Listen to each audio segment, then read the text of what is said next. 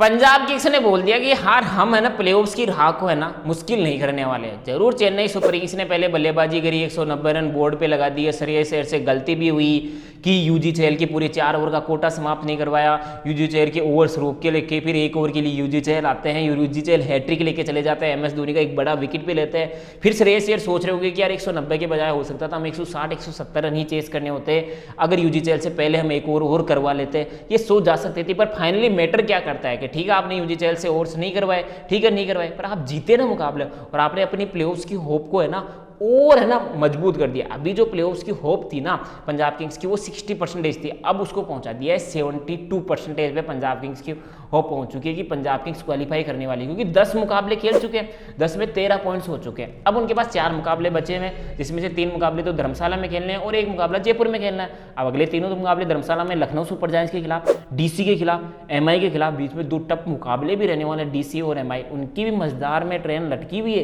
कि कर भी सकते हैं प्लेऑफ्स में क्वालिफाई या बाहर भी हो सकता है, क्योंकि DC भी पिछले 6 में से 4 मुकाबले हारी है, पर मुंबई 5 में से 5 मुकाबले जीती है। तो मुंबई के लिए भी अब ऐसा नहीं कि लगातार जीतना मुश्किल होगा, क्योंकि अब टॉप टीमों से उनका मुकाबला जैसे DC से रहेगा, GT से रहेगा और पंजाब किंग्स से रहेगा। फिर लास्ट मुकाबला पंजाब किंग्स खेलेगी राजस्थान रॉयल्स के खिलाफ। इन 4 में से 2 मुकाबले, क्योंकि 13 पॉइंट्स पे ऑलरेडी पहुंच चुके हैं 10 मुकाबलों में, 4 में से 2 मुकाबले जीते, 17 पॉइंट्स पे पंजाब किंग्स की टीम पहुंच गई।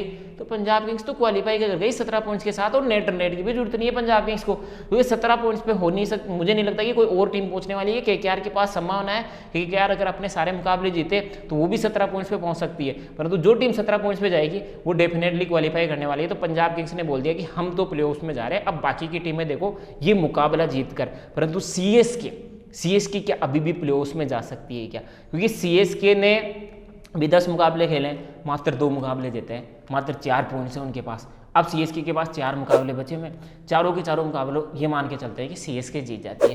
तो CSK के पास कितने पॉइंट हो जाएंगे टोटल? हो जाएंगे उनके पास 12 पॉइंट्स। अब 12 पॉइंट्स पे GT ऑलरेडी है, 8 से भी 14 पे जा चुकी है, पंजाब किंग्स 13 पे, मुंबई इंडियंस 12 पे। अब एक मुकाबला मुंबई वर्सेज किसके बीच में होने वाला है? 15 मई को होगा मुंबई वर्सेज DC। मुंबई जीतेगी 14 पे जाएगी, DC जीतेगी 14 पे जाएगी। एक मुकाबला किसके बीच में रहने वाला है? GT वर्सेज DC के बीच में भी एक मुकाबला है, एक DC वर्सेज PPKS के बीच में भी मुकाबला है। जब ये आपस में ही टीमें खेलेगी जो 12-12 पॉइंट्स पे बनी हुई है, तो एक टीम तो डेफिनेटली आगे जाएगी ही जाएगी, एक टीम तो 14 पॉइंट्स पे पहुंचेगी। जहाँ पे पंजाब किंग्स ऑलरेडी 13 पे पहुंच चुकी है, आर्ट्स भी ऑलरेडी 14 पे पहुंच चुकी है, आर्ट्स भी केवल एक मुकाबला जीतना है।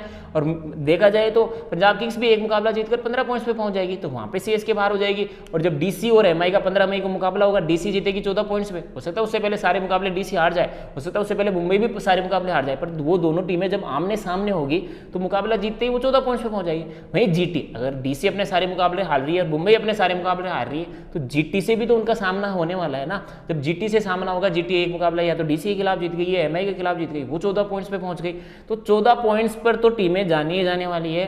तो CSK की जो होप थी, जो प्लेऑफ्स के चांसेस थे, टाटा बाय बाय साल के लिए हो चुका है। अब कोई भी सिनारियो CSK को क्वालिफाई नहीं करवा सकता प्लेऑफ्स के लिए, IPL 2025 के लिए। अब 2026 की तैयारी करनी चाहिए। और जो लोग अभी भी सर्च कर रहे हैं कि यार CSK के प्लेऑफ चांसेस, CSK के प्लेऑफ सिनारियो, मत करिए, अब बंद कर दीजिए ये सर्च वर्च करना। अब CSK का हो चुका है टाटा बाय बाय, अब अगले सीजन में मिलेगी CSK की टीम।